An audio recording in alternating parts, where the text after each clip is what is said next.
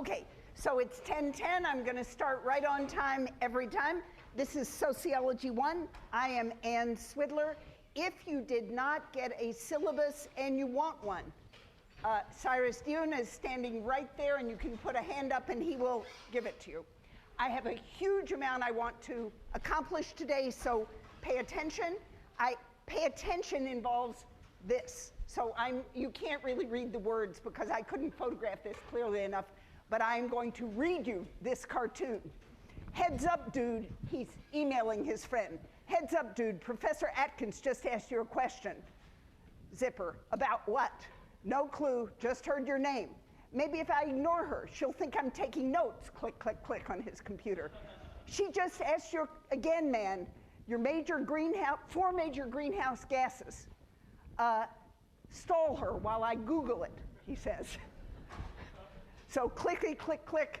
Professor, we couldn't hear the question back here. Could you repeat it? I asked Zipper to name 4 major greenhouse gases.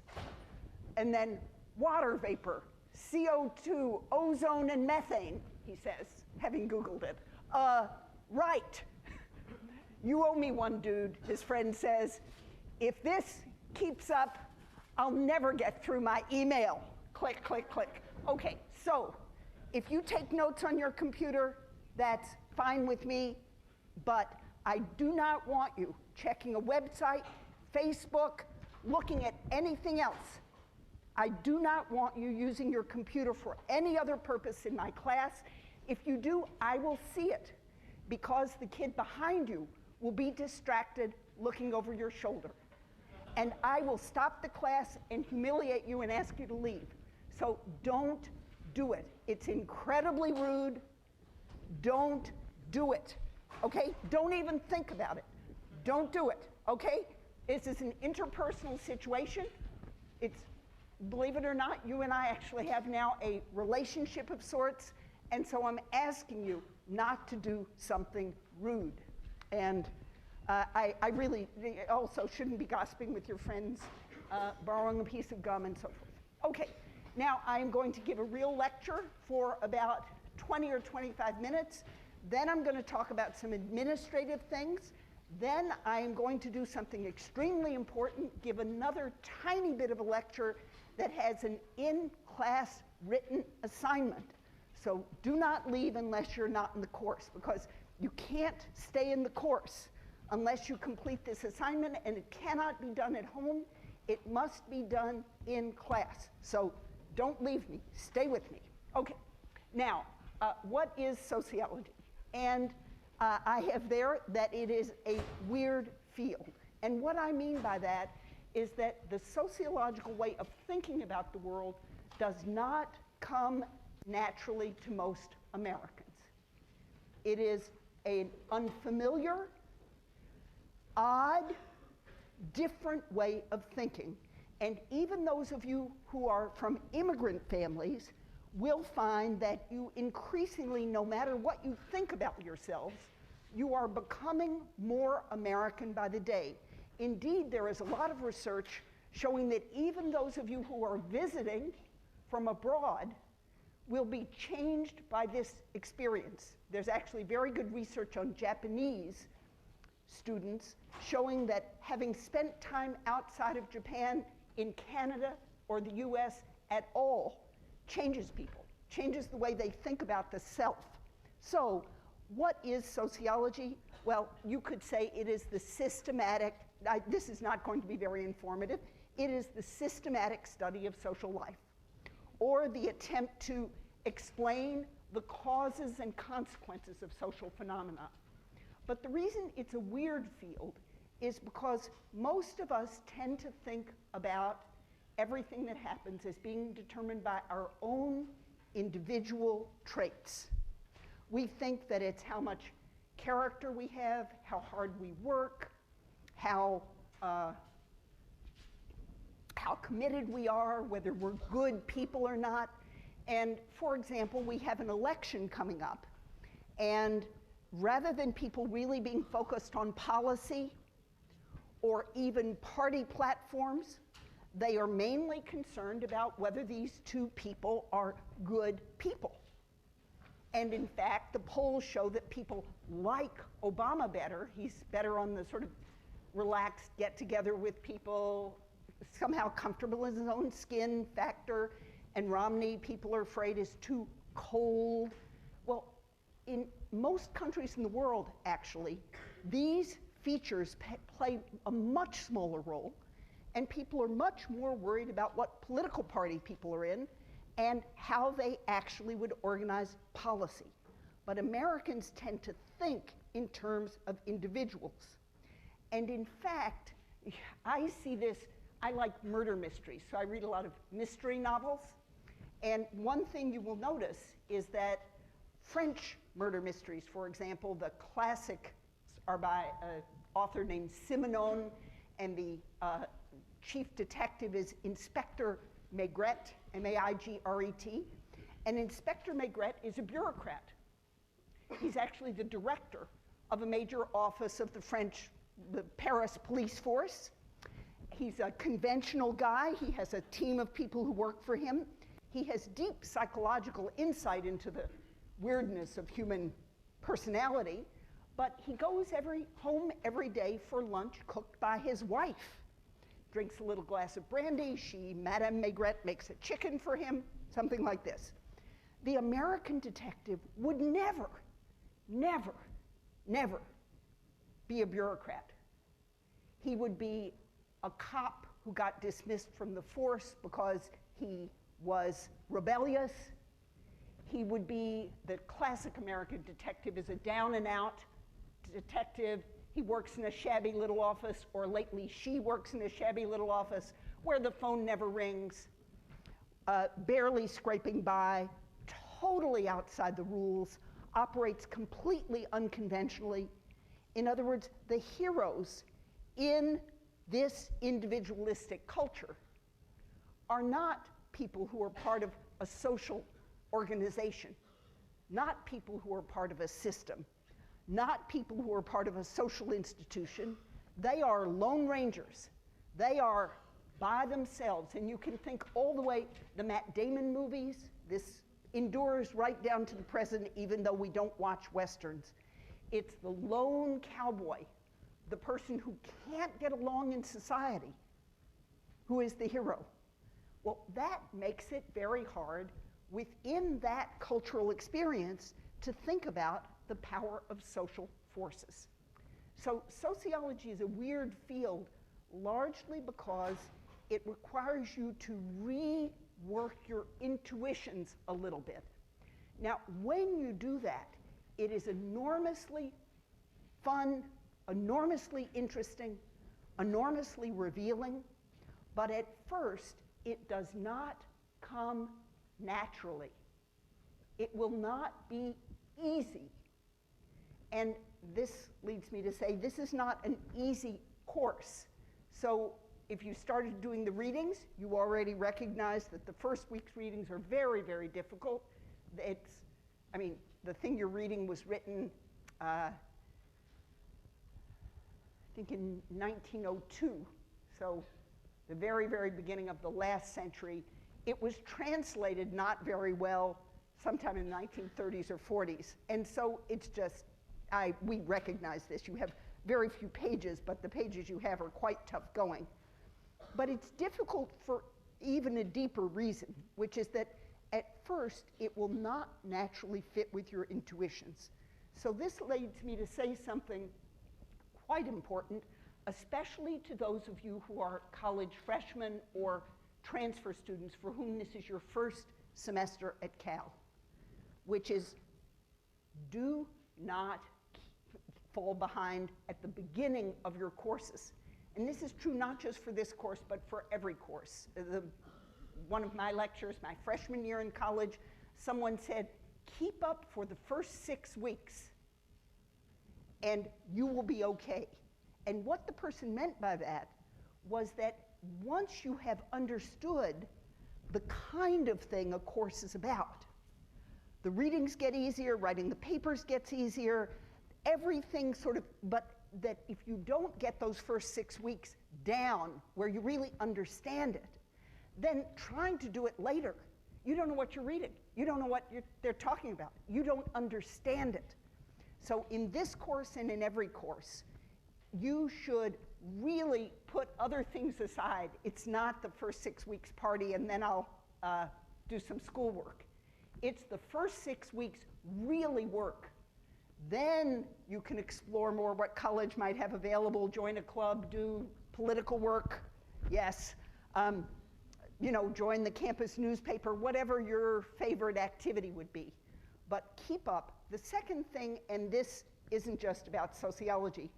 Again, the part that's about sociology is that once you get intuitively what we're doing, you can only get that by reading, by going to the lectures, by paying attention.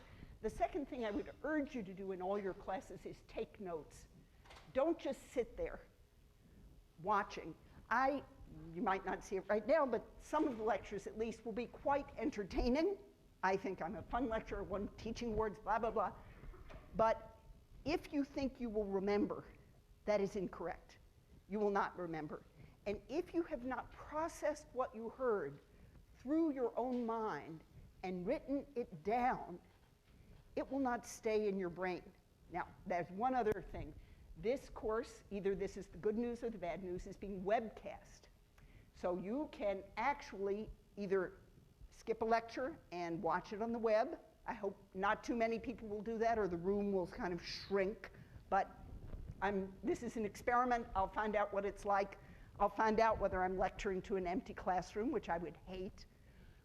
And it means that you could review. But do not imagine that you are going to sit there the night before the final exam and listen to 26 hours of lectures. No, it's not just that you don't have 26 hours.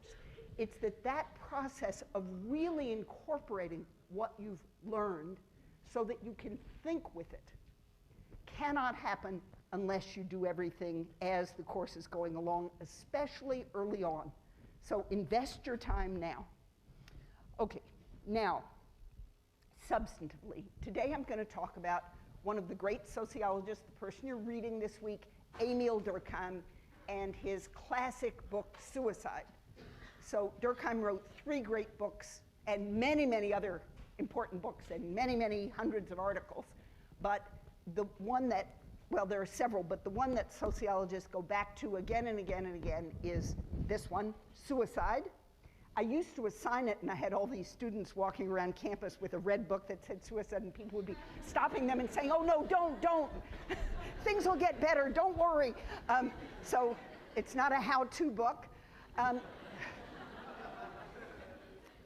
It is one of the most brilliant demonstrations of the relationship between individual life and social life ever created.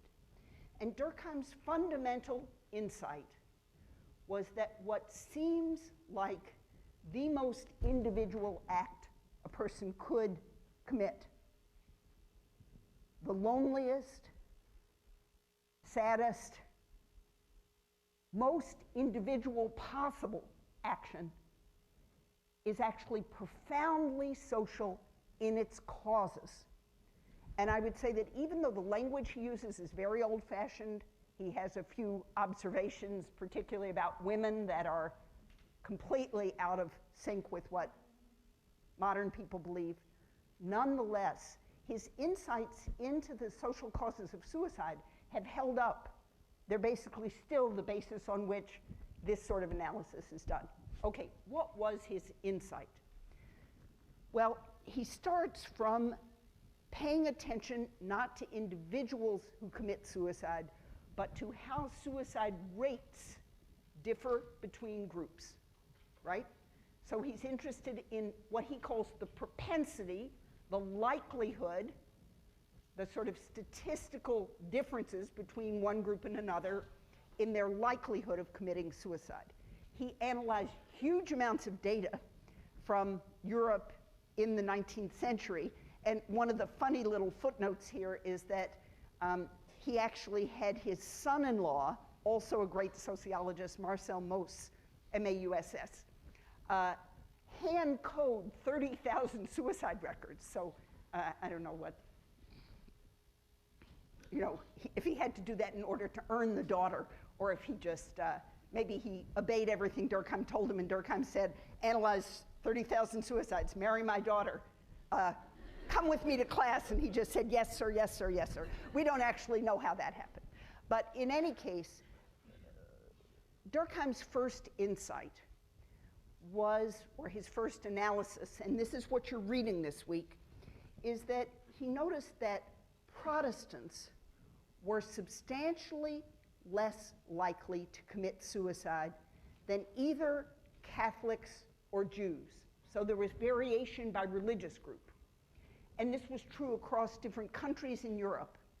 And he asked, why would that be? What is it about Protestantism that puts people at greater risk of suicide? And his argument is one that sounds strange to us now. He argued that what Protestantism did was tell people to rely more on their own judgment, their own conscience, their own reading of the Bible. So Protestants, he argued, were vulnerable to suicide because they were, in some odd way, too reliant on their own judgment. Right? So relying on your own judgment put you at risk.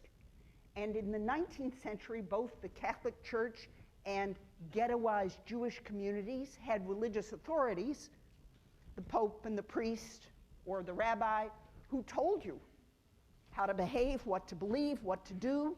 Now, this is not true of either of these movements in the 20th century to the same extent, but in the 19th century, it was Protestants who made up their own minds about more religious issues.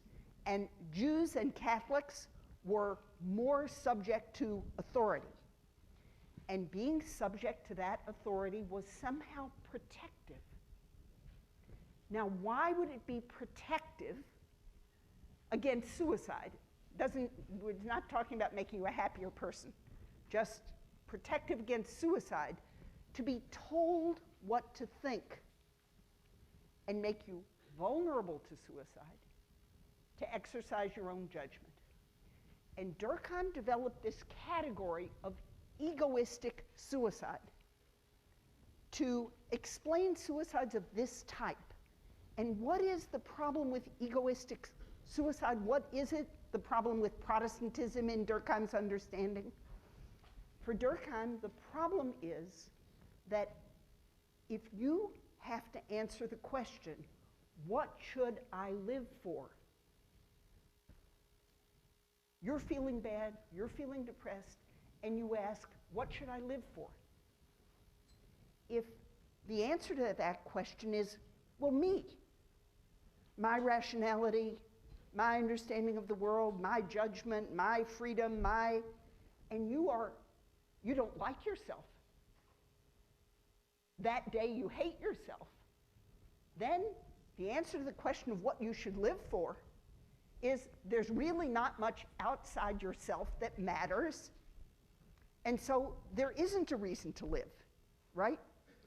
And being told by other people, by your community, by an authority, what's true, what's real, what matters, means you have something outside of yourself to live for. And Durkheim was saying that what protects people against egoistic suicide is that they have something outside themselves, greater than themselves, that provides meaning and purpose. It's the answer to the question, what do I have to live for? Now, Durkheim further pursued this and kind of tried to prove that egoistic suicide really was a social cause, that there really were social causes that created this sort of suicide, by looking at the difference between married and single people. And he showed that married people are considerably protected against suicide. He did all, even though he didn't have computers, needless to say, maybe that's not obvious to me. These were all hand calculations. They didn't even have calculators. So, I mean, they may have had mechanical ones or an abacus or something, but this is really hard work to do this. He showed that married people are protected against suicide compared to single people. This is still true. Being married is hugely protective for your health in a whole variety of ways. Well, you might say, okay, but married people are happier. You know, they have companionship, they have. Well, what he showed that's so brilliant is that even widows and widowers are protected against suicide compared to single people. Especially, he showed, if they have children. So the burdens are terrible. You're a young wife, your husband dies. In the 19th century, you would have had almost no way to support yourself. Why would that be protective against suicide? I would assume you're miserable, even compared to a single person. But think about it. Egoistic suicide is the kind where you have nothing to live for outside of yourself. And if you're a widowed parent with children, you have to keep going. You have to keep going for your children. So doing things only for yourself actually is dangerous. And having to do things for someone else. So I make this joke that parents of young children not only can't commit suicide, they can't even get sick for a day. Because they have to get up in the morning, they have to change the baby's diaper, they have to feed their kids, they have to drag themselves up. They just can't not function. They have to function. Yes?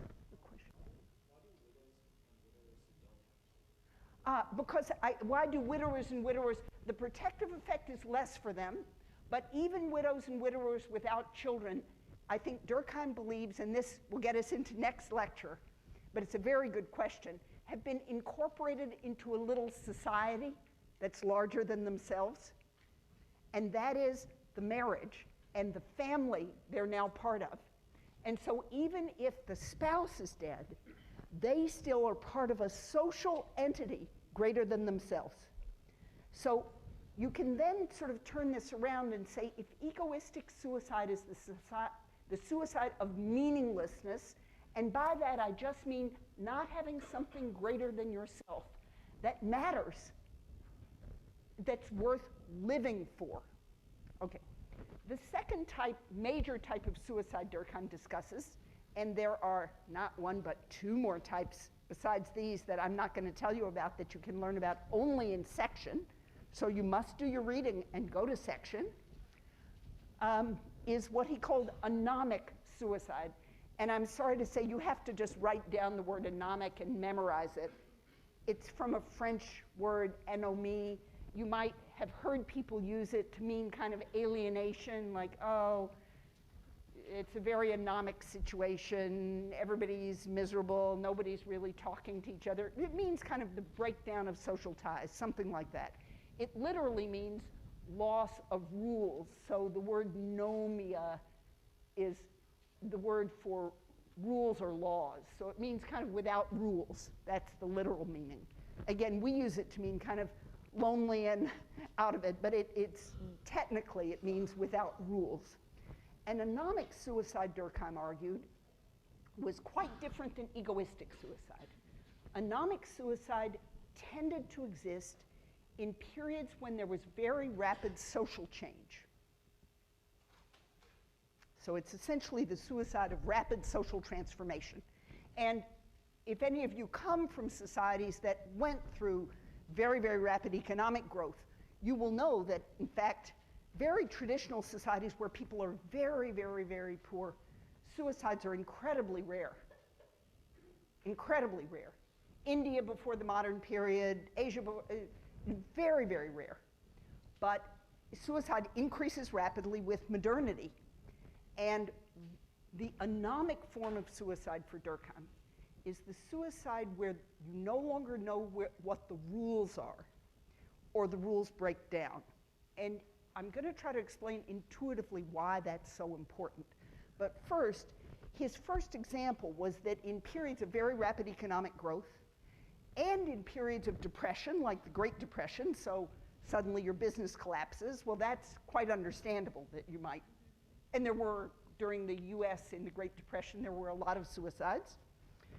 I don't know how many of you remember the Madoff scandal, but the son of Madoff, you know, he killed himself a couple of years ago. And you could say, well, his whole world had collapsed around him. You know, very understandable. But why would people also commit suicide when things are getting better rapidly? And Durkheim really saw anomic suicide. I've used the term here, the suicide of frustration. But another way to think about it, it's the suicide people are tempted to, I'll put it that way, when there are no limits to their aspirations. So his insight is that most of us, most of the time, judge whether we're doing the right thing, whether we've behaved appropriately, whether we've achieved enough by the rules of our subgroup.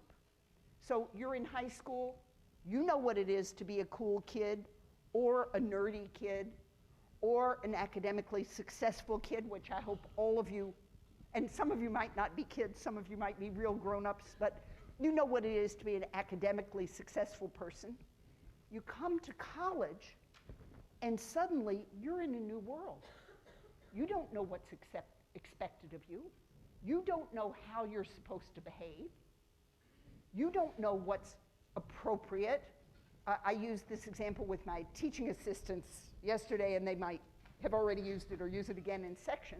But one of the huge things, are you going to embarrass yourself in every imaginable way? Wearing the wrong clothes the first day of school, not knowing how to greet people. Are you, if you come to see me, which I hope you will, what will you call me?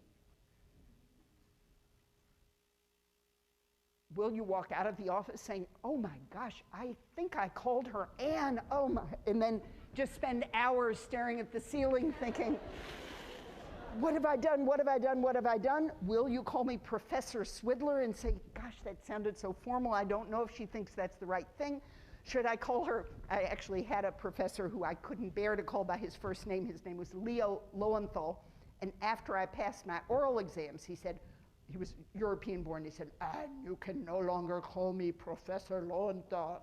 And I said, okay, Professor Leo. And so I just couldn't bring myself. Okay, but when you don't know what the rules are anymore, because suddenly the rules have changed, you're in a lot greater danger of making a lot more mistakes and feeling a lot more awkward and uncomfortable and bad about yourself. So that's just one obvious thing, that if the rules suddenly change on you. But Durkheim is thinking of this in a deeper sense. And maybe I can explain this better with the following. So again, I'm going to assume most of you are freshmen, but even those who aren't, I'm going to assume you were pretty good students in high school. And when you get to Berkeley, what would be a good performance here? What would you feel good about? What would make you feel good about yourself? What's really worth doing here? And let me tell you, I know there are a certain number of you who just want an A, and you want an A in every class, and you're desperate for that A. And so let's imagine, miracle of miracles, you actually get those A's. And you end up with a 4.0 your freshman year. And then I'm going to ask you, is that really important? Do you know the names of all the people who had 4.0s last year? Or they're written down somewhere, they're carved in stone, they're, you know, incredibly, no. Well, what if you didn't, what if you actually had the best GPA or whatever? I'm sure that isn't how it's done. But you actually were the valedictorian at Berkeley. Yeah, okay. Can you name last year's valedictorian? Or the one from 1957, or from 1968, or from 1974, or from 1994, or from 2003, or from 2012? Anybody? Okay, so I'm just going to say basically, who cares?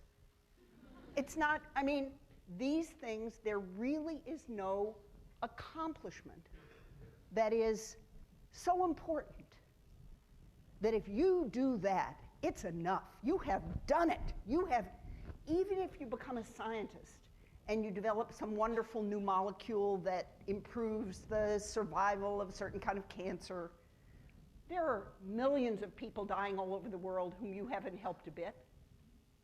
Your little accomplishment, just objectively speaking, doesn't amount to much. Take me. Well, I go to cocktail parties. People say, oh, what do you do? I say, I'm a sociologist. And they say, ooh, John, what? You know, I mean, really? I'm going to make cocktail party chatter out of being a sociologist? And I'll confess something incredibly embarrassing, which is for me, publishing an article in the American Sociological Review, or, which I have never done, the American Journal of Sociology, is like, oh my God, the be-all and end-all. And for you guys, it's a joke. I mean, you wouldn't give up, you know, next Saturday afternoon for an hour to be able, because what does it matter? In the big scheme of things, all the things we think are so important don't matter a bit.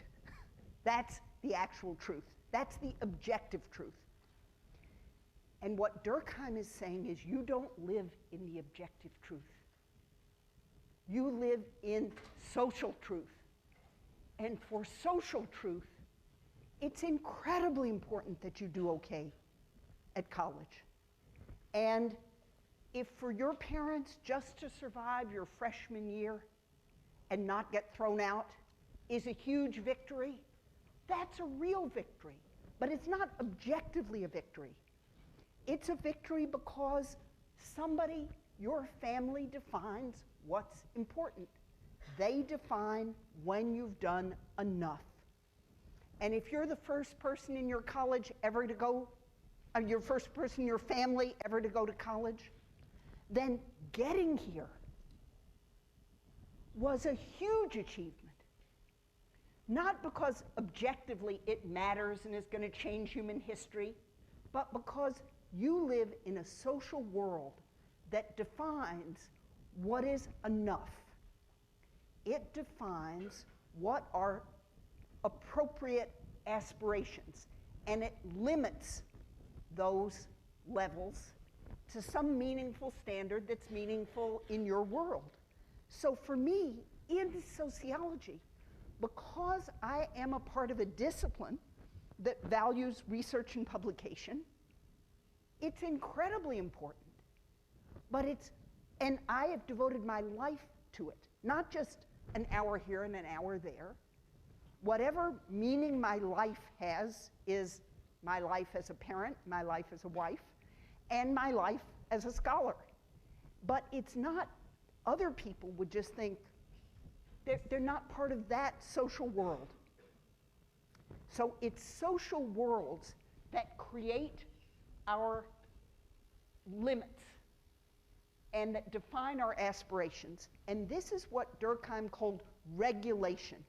He argued that the social rules we live in regulate our aspirations and tell us when we have done enough.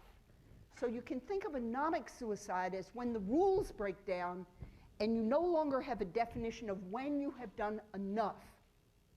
Then you are really in trouble. And I hope you'll talk in section about celebrities. This is a huge, fascinating thing. These people achieve what you have wanted to achieve. They're superstars. Everybody worships them. They walk down the street and people take pictures of them. They produce, you know, records and concerts that earn millions and millions and millions of dollars. They are superstar athletes that anybody who's in sports would give, you know, anything to be like them. And their levels of self-destructive behavior are absolutely astounding. They destroy themselves at a rate that is just, and it's because they have no limits. So I'm going to ask you to think in section about what it means to have no limits on your aspirations, no limits on your behavior. Okay, now I'm going to take a break. Do not go anywhere. I want the GSIs to start handing out one of these to each of you, and you are going to have to write something. So I want you to pay attention while I talk to you. So don't pay attention to anything but me, except get a sheet, and then I will tell you what to do. But first, I'm going to talk about a few details of the course, and then I'm going to tell you what you're going to do with this sheet. So, shh, quiet. No talk, no talk. Okay, all right, so first, grading in the course. The basic system is 10% for the midterm, and this will be on the PowerPoint. You don't have to worry about it. 30% for the final exam, so there are 2 in-class exams, 20% for each of the 2 papers, and 20% for section participation. I want to highlight this last point, which is that all grading is on a 0 to 100 scale. So not doing something will destroy your grade. Basically, if you fail to do any of those things, if you blow off section and get a 0, you will fail the course. It takes 20 points off the top of your grade. So conceivably, if you did everything perfectly, you could get an 80, which is the lowest imaginable B-. But it does not pay to skip anything. So that's the basic point. The second thing is, what is the standard? And I want to just say, I want you to do the reading, to attend and pay attention in lectures, not be asleep, not stare off into space, but try to pay attention. Go to section. If you really do all the work in the course, so we're not giving out it's the 1-page sheet that they need. Yeah. If you really do all the work in the course, I hope you would get at least a B. If you do all the work in the course well, you'll get some kind of A. And if you mess up and you don't do it, those are the people who get the C's, D's, and F's. So I guess what I'm trying to say is I am basically an easy grader. I want you to do well. If everybody does great work, they can all have A's and A- or whatever. But if you do not do the work, and it's a hard course, it has a lot of work, I will fail you. And there are plenty of F's in this course every year because people basically blow off the work. They don't do it. And I mean they don't do it, and I won't have it. So if you're not going to do the work in the course, don't take the course. It's not a gut. It's not an easy course. It's a course for people who ideally want to be sociology majors. We put a huge amount of resources into the course, and I want you to do it. Okay, now, this assignment has 2 parts. One is that one theme of the course is going to be about institutions. We are going to read about institutions all next week. Here I am giving you a quick and dirty understanding, which is most sociology textbooks, let's say, will tell you a little bit about, sociology has culture and so on and so forth, and then they will run you through the basic institutions of a modern society. So there will be a chapter on sociology of education, and education is an institution. There will be sociology of law, sociology of the family, sociology of religion, sociology of politics, sociology of there's now a field, economic sociology. So the basic institutions of a modern society are things like the legal order, the family, religion, the economy, government. That's really what sociologists mean by institutions. But I want to give you a little deeper sense that what it means to be a person is very much anchored in your connection to an institution. And that institutions aren't just what I have here, which is a pattern of expected action of individuals or groups enforced by social sanctions, which means rewards and punishments. And that's going to be in your reading next week, that exact quote, so you don't have to worry about it terribly much. But I'm trying to get the idea that when something is an institution, first, it's lasting. So the wonderful question this person here asked about why widows and widowers are still protected, and I kind of said, well, they're part of a little society that lasts beyond them. Well, you might say one thing is they've become part of the institution of marriage, right? So their individual marriage has broken down because somebody died, but they have participated in the institution of marriage, which existed before them and will endure after them, right? And so one part of institutions is that they are reproduced even when the participants come and go. The second thing about institutions is that they have a kind of, because there are rules, let's say, there are rules and there are rewards for obeying the rules and punishments for not obeying the rules, they tend to help you know what to do with yourself. And they also provide a sense of identity. So the role of, if somebody asks you, oh, what do? You will say, I'm a student, or I'm a student at Berkeley. And that is understood to be a role that has some meaning. You are a son or daughter in a family. You are a member of maybe a religious institution. So without going into this, I'll just say institutions are patterns that are reproduced and endure.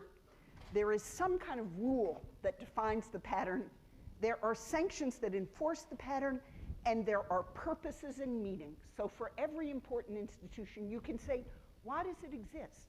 Why does the university as an institution exist? Well, it exists to produce new knowledge and to educate and transmit, to educate new generations of people and to transmit that knowledge. That's what they exist for. So now I want you to write on that sheet of paper I handed out, a brief, very brief, it can be just 2 or 3 lines. I want you to name one institution, the family, education, religion, law, that matters to you, and I want you to say something about your own position in it, your role, as it were.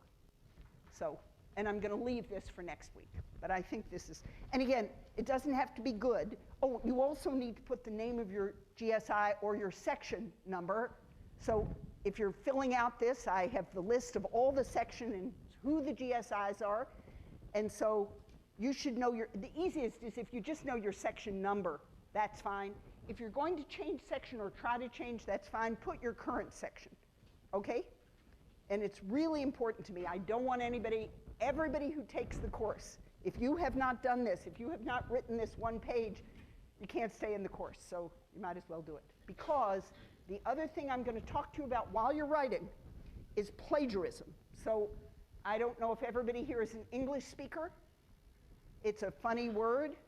You don't have to know how to spell it, but you have to know that it's incredibly important. And that the institution of the university is about helping you develop your skills, acquire knowledge, and become, in many, many ways, a better thinker, a better citizen, a better person. And we cannot do this. We invest enormous time and energy in helping you improve your work. If you turn in work to us that is not your work, we are enraged. So there are many parts of social life where it's fine to copy. If I go to my synagogue and I say the same prayers people have said for thousands of years, it's totally fine. I'm not supposed to make up my own prayers. I'm supposed to use exactly the ones that have always been there. There are many other situations where if you go home and tell your friends everything you learned in class, I'm thrilled. I don't want copyright. I want everybody in the world to share my wonderful ideas. No, but I do not want you to copy anything. If you copy from the web, we will find it. I guarantee it.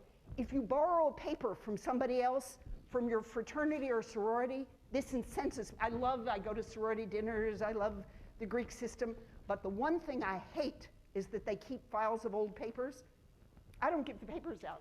I mean, you have to come get your paper from me or give me an envelope, because I'm not leaving it around for somebody to collect, and we will catch it, and we will try to get you thrown out of the university. So just let me tell you, however embarrassing you think your English is, how you can be illiterate, and we will work with you.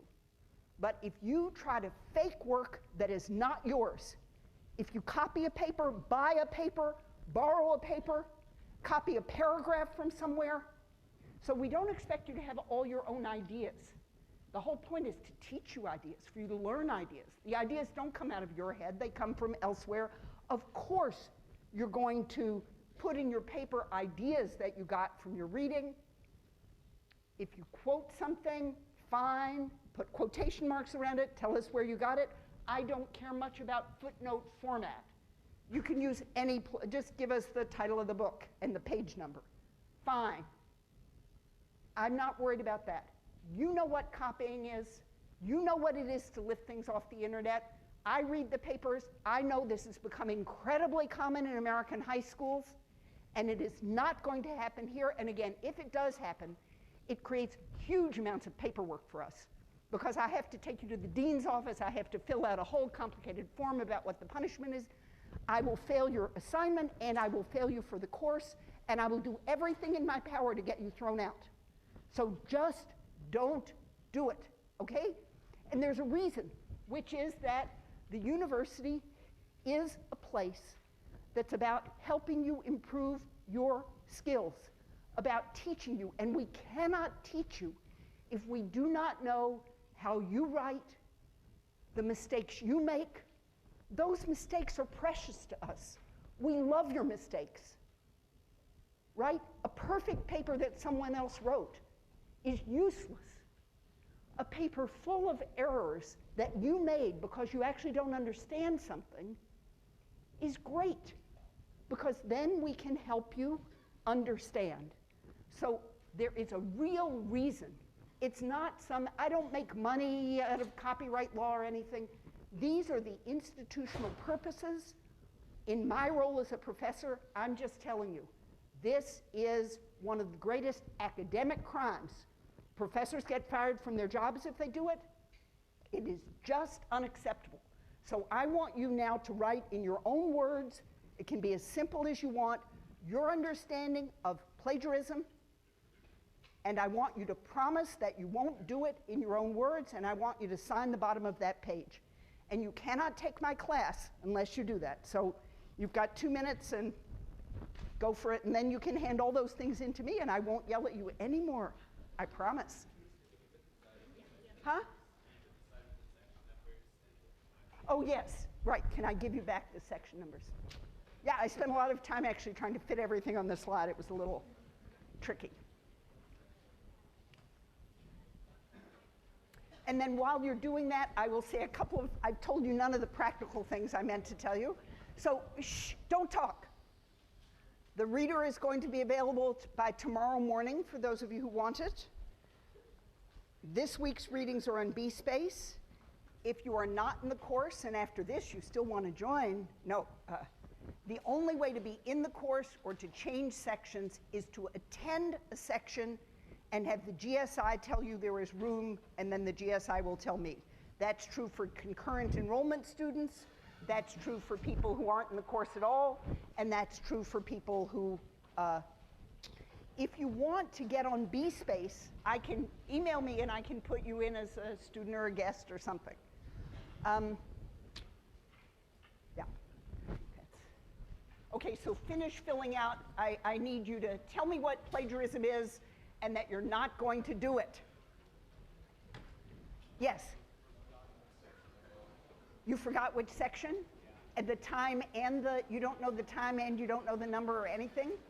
Well, just say, forgot which section, and we'll look you up. Okay. Okay, and then when you're done, bring me your sheets or give them to one of the GSIs. Thank you so much.